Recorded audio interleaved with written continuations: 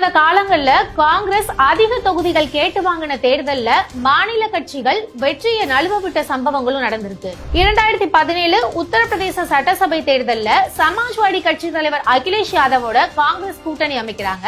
அந்த தேர்தல்ல காங்கிரஸ் அதிகமான இடங்களை சமாஜ்வாடி கட்சி கிட்ட கேட்டு வாங்குறாங்க. அதாவது அந்த தேர்தல்ல 114 தொகுதியில காங்கிரஸ் போட்டி போடுறாங்க.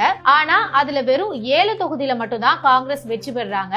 சமாஜ்வாடி கட்சியும் அந்த தேர்தல்ல வெற்றி வாய்ப்பை இழந்துருது. அதுக்கப்புறமா 2022 சட்டசபை தேர்தலையும் இதே மாதிரியான தொகுதி பங்கீடு பேச்சுவார்த்தை தோல்வியில முடியுது. அதனால அந்த தேர்தல்ல சமாஜ்வாடி காங்கிரஸ் கூட்டணி சாத்தியப்படல. அந்த தேர்தல்ல 401 தொகுதியில தனித்து போட்டியிட்ட காங்கிரஸ் வெறும் 2 தொகுதியில மட்டும்தான் வெற்றி பெற்றாங்க. தமிழ்நாட்டுல 2011 சட்டப்பேரவை தேர்தல்ல திமுக தலைவர் கருணாநிதியோட காங்கிரஸ் கூட்டணி வைக்கிறாங்க. இந்த தேர்தலையும் காங்கிரஸ் அதிகமான தொகுதிகளை கேட்டு வாங்குறாங்க.